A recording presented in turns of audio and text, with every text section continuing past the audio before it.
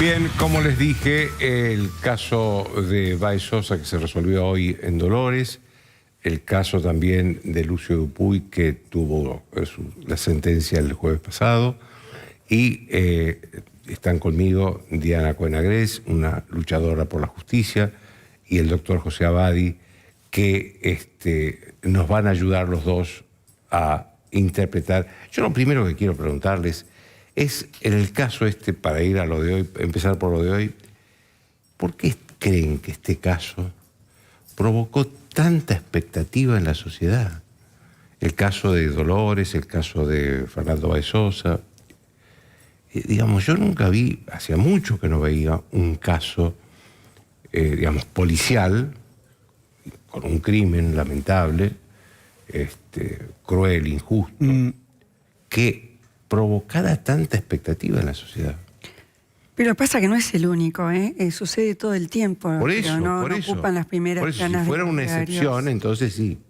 Bueno, particularmente puede resultar, bueno, antipático decirlo o escucharlo, pero yo creo que de alguna manera esto retrotrajo toda la utopía emancipatoria de la lucha de clases, porque se presentó desde un comienzo como los rugbyers, pese a que eran de Zárate, eran gente de clase media, contra el hijo de un encargado extranjero. Entonces es como si hubieran saltado los resortes de la lucha de clase, de la lucha contra la xenofobia, y creo que eso arrastró políticamente, no políticamente exactamente, sí, desde la sociología política, arrastró a mucha gente a ponerse como, de alguna manera, como en jueces de esos jóvenes que realmente hicieron una barbaridad y por supuesto, yo particularmente creo que la pena está bien puesta, ¿no?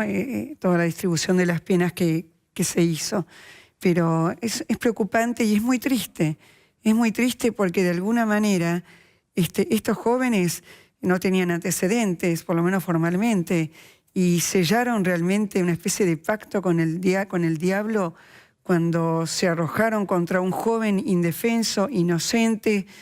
Y bueno, de esa manera es tristísimo el caso, ¿no? Claro. Porque está muerto. A mí eso me dispara una pregunta para José Abadi, que ¿por qué estos jóvenes que tuvieron la oportunidad de estudiar en un secundario, pudieron pensar un futuro, se convirtieron de pronto en criminales? Claro, yo creo que para tomar y retomar tu primera pregunta y poder encontrar una hilación con esto, una cosa es lo que se sabe, otra cosa es lo que se cree, y lo que se cree tiene mucho que ver con lo que se ve.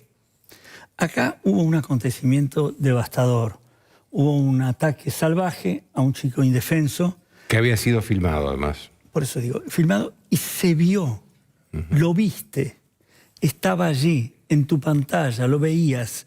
Es decir, no solamente sabías que la violencia ocurre, no solamente sabías que un determinado grupo que actuó de un modo patoteril, salvaje, terminó con la vida de un inocente, sino que además eso que vos sabías a través de verlo lo creíste. Y cuando lo creíste el impacto emocional es muy fuerte. Lo que te genera es un nivel de dolor, de preocupación, de alarma, de inseguridad, de enojo y un reclamo, pero un reclamo que yo creo que fue de una vehemencia enorme, que es de justicia, porque evidentemente la condena no va a devolverle la vida a Fernando, sí, pero si un delito como este ocurre, si un determinado acontecimiento salvaje como este no tiene una sanción, la vivencia interna que se tiene a nivel psicológico es que se está permanente y constantemente repitiendo dentro de uno. Para que algo pueda tener un cierre, entre comillas, psicológico, algo tiene que concluir, tiene que haber una sanción que lo condene. Esto es muy importante. Y entonces poder empezar a preguntarse acerca de las causas y de las consecuencias, ¿no? De una cosa así. ¿Puede ocurrir un acto de violencia como el que ocurrió? Que fue la pregunta en parte que nos hacíamos. Bueno, la respuesta está en la realidad.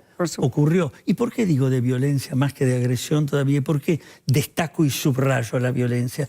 Porque fue un acto destructivo, un acto sádico y donde no había una razón o una finalidad que superara, más allá de lo que se dijera, el goce del ataque, el placer sádico de ultimar al otro. Es un acto gratuito, en realidad. Hay un autor francés que cuenta la historia de una persona un hombre está viajando en un tren y se pregunta a sí mismo si es posible realizar un acto gratuito. Entonces, para ponerse a prueba, lo coge al compañero del vagón y lo tira por la ventana. Entonces, de esa manera se prueba que es posible un acto gratuito. Y lo de estos chicos precisamente fue un acto gratuito. Pero eso, a ver, digamos, ¿es un acto aislado de estos chicos o esto pertenece?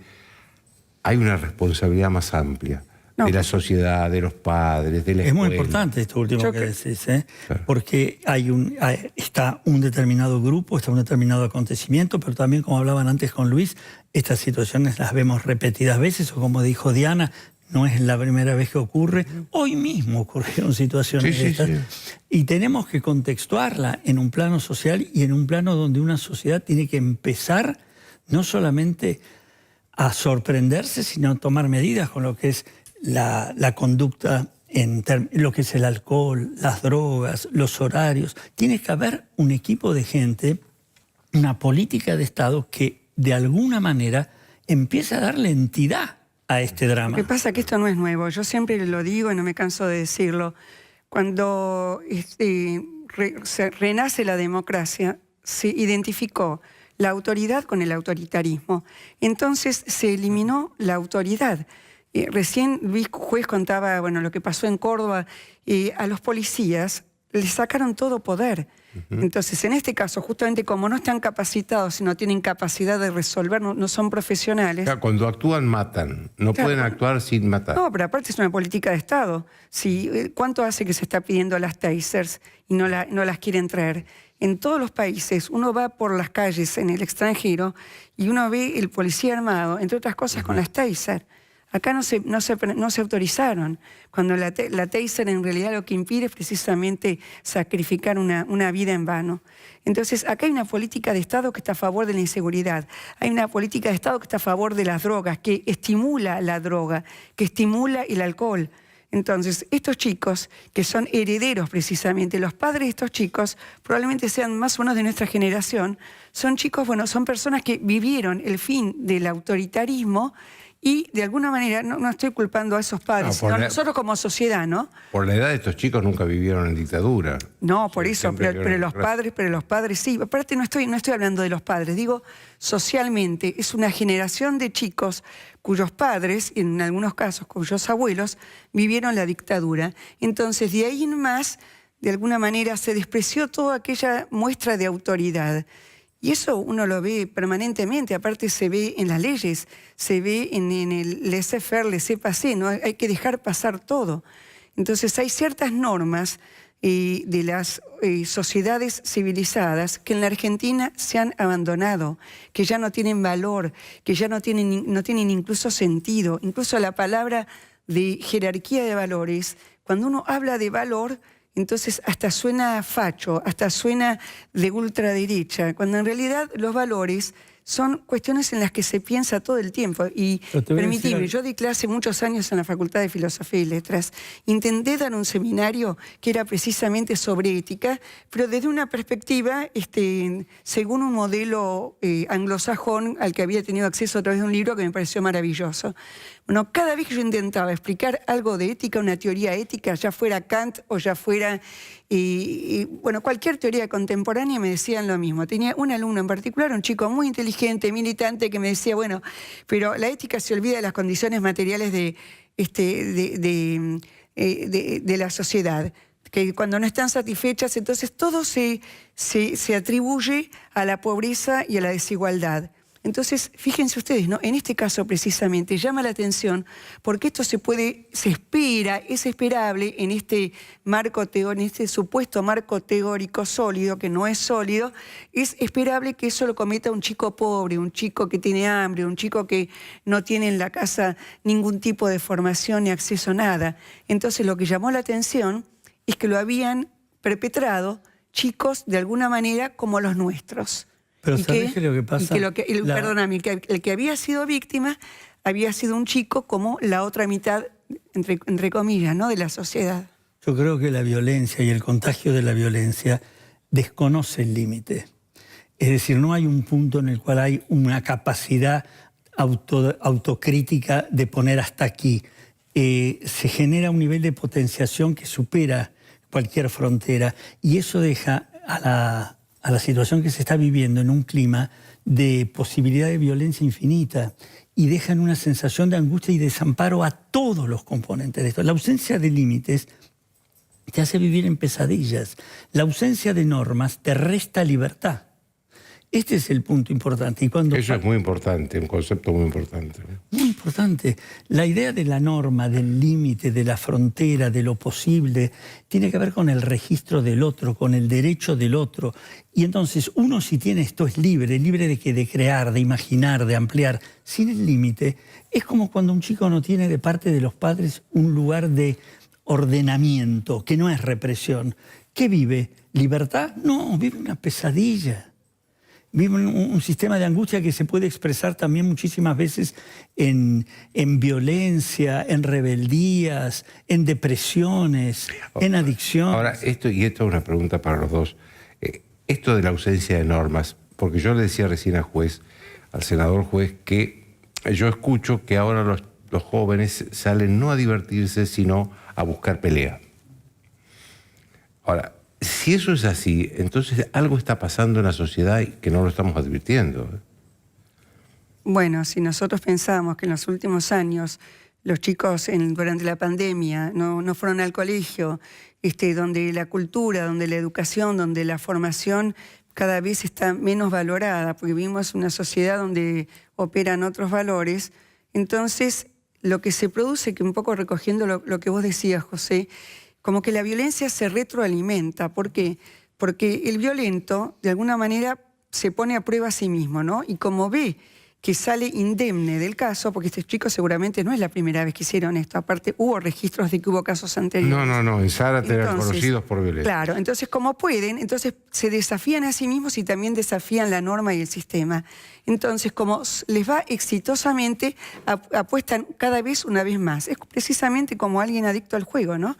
Entonces apuestan y van subiendo la apuesta. Pero es particular la idea de éxito, porque en realidad la violencia no tiene una finalidad. Esto es muy importante. La violencia, salvo si consideramos finalidad la destrucción, salvo si la violencia es todo lo antitético a lo que es encuentro, diálogo, palabra, acuerdo. La violencia es destruir.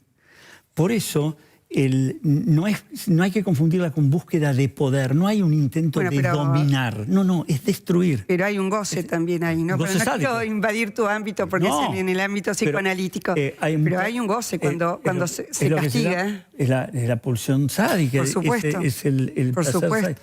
Pero que no tiene una finalidad. El poder, cuando se lo intenta manejar, ¿para qué es? Para dominar, para controlar. Acá no. Acá de lo que hay que hacer es disolver, destruir, terminar. Por eso se agota en sí misma y renace después en otro acto violento. Por eso es un punto tan delicado y por eso es una sociedad que tiene que darse cuenta que esto es una patología social y que tenemos que tomarla de verdad en serio. Totalmente de acuerdo, porque además no es la primera vez que pasa, ni tampoco es el único grupo que permanentemente salen noticias en distintos lugares del país. Entonces, y no tiene que ver solamente con esto. Y caldo de cultivo para la psicopatía, porque qué mejor que un cuadro psicopático para caminar y transitar alegremente con esto. No hay conciencia crítica, conciencia moral, no existe conciencia ética, y no hay sanción. No hay capacidad de registro del otro. No hay sanción. No hay angustia, no hay culpa, no hay arrepentimiento. Es como una especie de paraíso de la psicopatía, ¿no? Le quiero hacer dos preguntas a cada uno. una pregunta a cada uno. Diana, lo que se conoció hoy, la sentencia, ¿a usted la deja conforme? A mí me deja conforme, porque no se puede igualar, en realidad en el derecho penal, a diferencia de otro tipo de derechos, no hay una ley que valga de la misma manera para todo. Por eso cada caso se juzga en particular. No se puede juzgar a todos por igual. Y en este caso hubo distinto grado de participación de los jóvenes en el crimen de Fernando. Entonces a mí me parece razonable que no se diera a todos la misma pena, porque no es lo mismo aquel que graba una escena que aquel que va y le deja la marca de la zapatilla en una zona del cuerpo. Entonces a mí me pareció una pena razonable, francamente. José, Sí. Si alguien, familia, Estado, porque estos chicos tenían antecedentes de violencia en Zárate, de hecho se han publicado notas de periodistas que fueron a Zárate a investigar y tenían muchos antecedentes de violencia. Si alguien lo hubiera advertido y algún profesional de la psiquiatría hubiera actuado a tiempo, ¿se podría haber evitado todo esto? Si en el actuar a tiempo te referís a algo no puntual, sino a algo integral, y que hubiera realmente un trabajo de equipo donde hubiera profesionales que estén ligados a la psiquiatría, la educación, el ámbito social, donde se toma esto de verdad como el problema que es, obviamente la prevención significa la construcción de una personalidad civilizada, entre comillas, de una capacidad de internalizar la noción de amor al otro, de interés por el mundo, de lo que se puede y no se puede. Por supuesto que eso generaría un ámbito social donde estas cosas serían excepcionales y no tan corrientes. Claro. Es decir, que acá lo que necesitó es que algún lugar, ya sea la familia, la sociedad, el Estado, tuviera sensores para establecer que esto podía ocurrir, ¿no? Y que tenga sensores para saber que esto ocurre hoy. Claro, No solamente puede. claro, sí, ocurre. Les agradezco mucho a los dos. No, al contrario, Joaquín.